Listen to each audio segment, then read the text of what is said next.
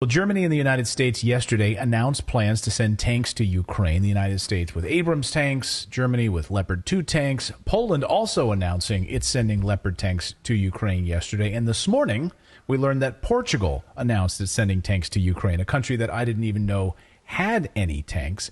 Russia says that Europe is now expanding the target for this war, and Russia will see these as potential targets going forward. Have we just escalated things beyond where they were before? Scott Ritter is a former UN weapons inspector. He knows a thing or two about weapons and their implications, and he joins us on the show. Scott, great to have you back. Thanks for having me. So last week on the show, you said something that I thought was incredibly important, and I've been thinking about it all week, which is the more weapons we send to Ukraine, the more weapons NATO sends to Ukraine, the weaker it makes Ukraine, both in terms of manpower and, of course, opening it up for further attack. You see this amplification, these additional tanks that are being sent as vindication of your message, or is now Ukraine suddenly going to win this war? Well, Ukraine's not going to win this war. They're definitely not going to win it with 14 Leopard 2 tanks, A6 variants that Germany claims it's going to provide by the end of March, early April. 14 more Leopard A2 tanks that Poland's going to provide. Between 30 and 50 Abrams tanks, which aren't going to show up on the battlefield till the end of this year or early next year, or any other tanks that are going to be provided. The fact of the matter is, these tanks aren't game changers. The Ukrainians have been trained to fight in Soviet-era tanks, T-72s, and their own T-64 updates, three-person crews. They're inheriting tanks right now, or they're going to receive tanks that have four-person crews. Why? Because you have to manually load these tanks. So automatically, the whole concept of putting a crew in a tank and employing the tank is fundamentally changed. And if you haven't trained on this, if you haven't practiced on it, these proxy wars will make Russia to be a military superpower, man, in these last days. So, to put it simple, the Moscow is better hardening the Russian army, man. To build it to the point that they can take NATO, because the scripture tells you the end of NATO, in which it is a beast will come through Russia. And in order for that to happen, Russia needed to have the strength to do that. And on the process, certain scenarios, and the chess piece will be moved within NATO to make the organization to fall apart. Because when you think about it, when NATO is united, there is no army here on planet Earth which can take on NATO. And when I say NATO, I mean the North Atlantic Treaty. If NATO is really united as an iron fist, Russia ain't gonna do nothing. That's why the scripture, man. That's why the scripture. In Revelation 13, I started with verse 3 to say, let me really start at verse 2. It says, the beast which I saw was like unto a leopard. So that the beast was going to NATO and EU. It was like unto a leopard, that is in Greece, his feet were the feet of a bear. That's Russia, because at the end of NATO will come through Russia. Although Russia is not part of NATO, and his mouth as the mouth of a lion, in that Great Britain, as the dragon gave him power, and his feet, and his city, and a great authority. Verse 8 say, and I saw one of his head as it were wounded to death. That was going to the dark ages, man. And his dead wound was healed. Going back to the Renaissance period, or that word Renaissance, it simply means rebirth. the rebirth of the Roman Empire, because it was dead, and all the world wondered after the beast. How did the world wonder after the beast? That's going to it is power structure, man. Religion, which is that goes into philosophy, the military, you see all the hammer, and the monetary system, putting everybody into debt.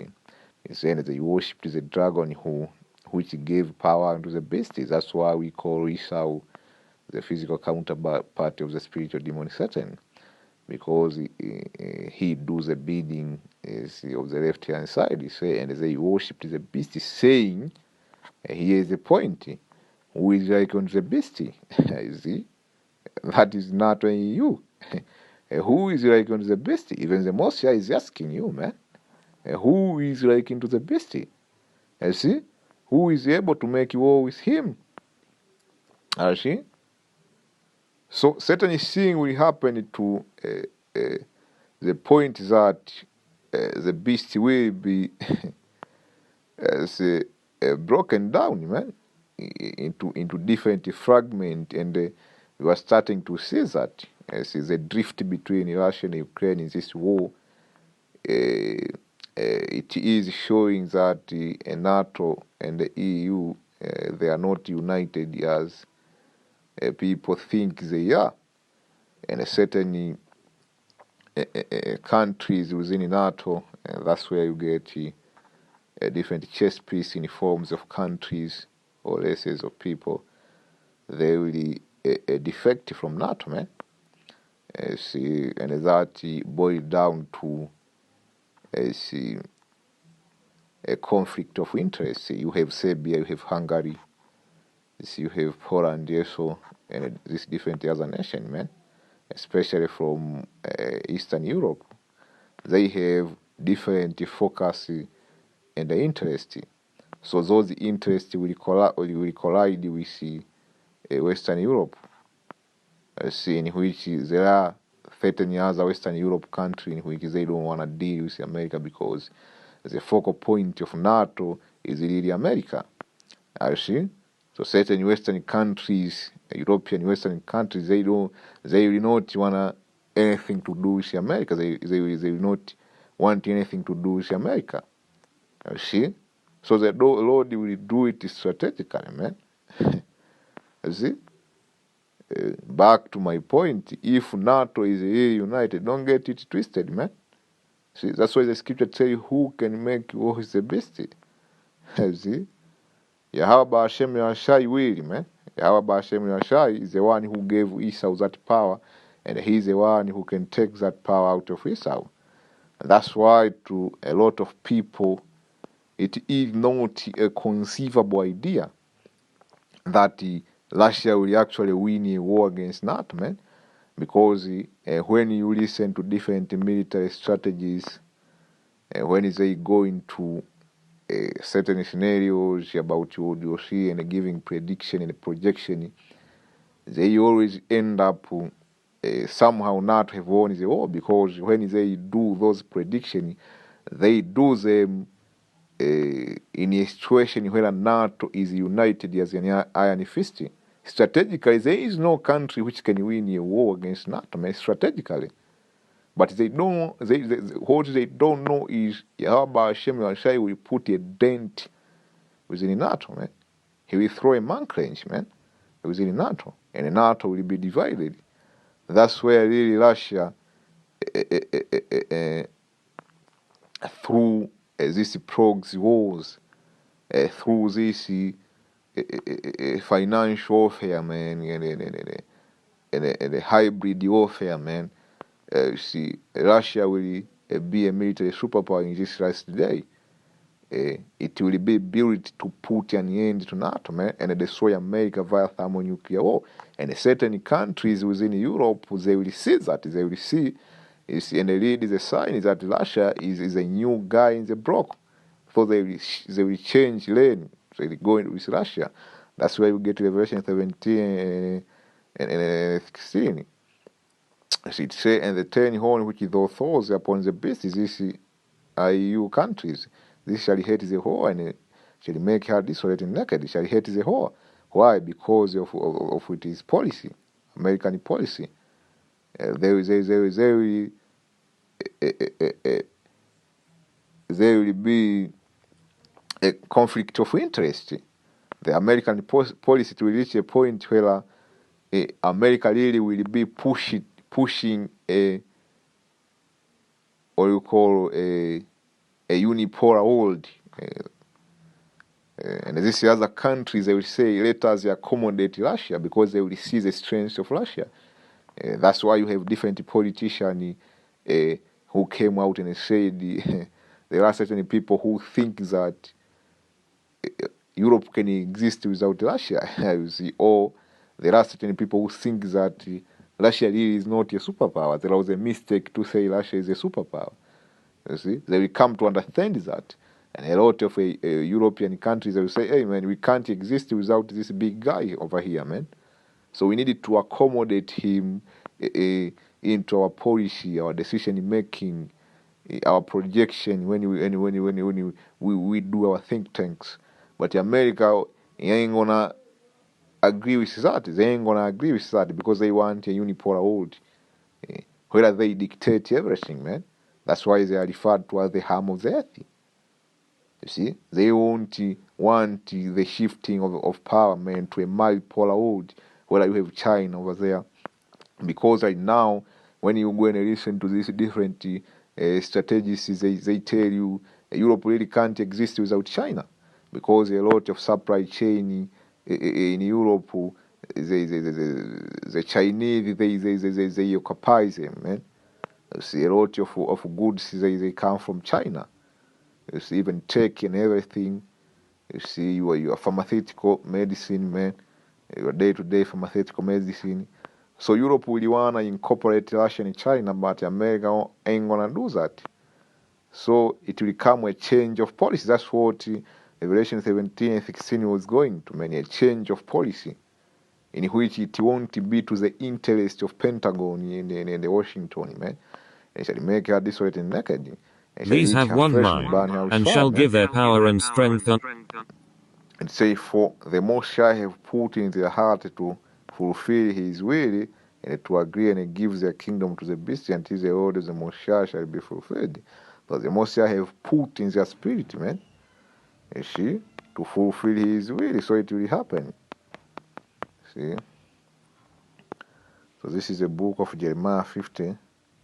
And verse 22 says, sound of battle in the land and of great destruction. How is the harm of the whole earth cut asunder? See? Like you have that dude who came out and said, I don't see America destroyed. I don't see America falling, man. You see? If it was easy for America to fall, the Most High could have not sung the greatness of America in the scripture. And as the greatness of America does not really boil down to the righteousness of America, man. You see, the greatness of America in wickedness, man. And her being this big hammer going all over the world, hammering everybody, man. So the scripture tell you how is the hammer of the whole earth cut asunder and broken, how is Babylon became a desolation among the nations. You see, I have laid a snare for thee. You see, that's going to chase prey, man. The Most High will put a dent into NATO, man. The Most High will throw a mark-wrench to NATO, man. You see? Because, man, the scripture tell you who can make you war with the beast, man. Because the Most High created it to the point that it is beyond your fickle imagination, man. You can't. It is inconceivable how NATO will fall, man. To this different think tank, they don't understand that, man. You see, and a lot of people, when you tell them the end of NATO will be Russia, they tell you, what the hell are you talking about, man? Because it goes over your head. It is inconceivable in your feeble mind, man, your feeble mind. And though at yes taken your Babylon, and though was not aware, you see, and because of what? Because of pride. And that's why I was telling America won't entertain a multipolar world, man. You see, because they are used to the unipolar world, they are used to being the harm of the earth. You see, that word is the harm of the whole earth that was going to the unipolar world. they safeguard all maritime activities, man. They have like a big 5 aircraft carrier, man, to guard the waterway, man. You see, and then for you to be able to be a single, a superpower, who tell everybody what to do, you need to have that power to project that authority to the whole entire earth. You need to guard the waterway, you need to guard the air and everything, man. That's why she's likened into an eagle. You see, that goes into to her swiftness over there in the air. You see, or she's likened into a Leviathan, man. You see, that goes into the waterway, maritime activities, man, or the land of trafficking. It says, O Babylon, and those not aware, thou art found in the earth of court, because thou hast striven against the Lord. Who can make you war with the best, man? It is Yahweh Bahashem Yahweh, man. You see, so I hope you brothers are edified. On to the next, and shalom.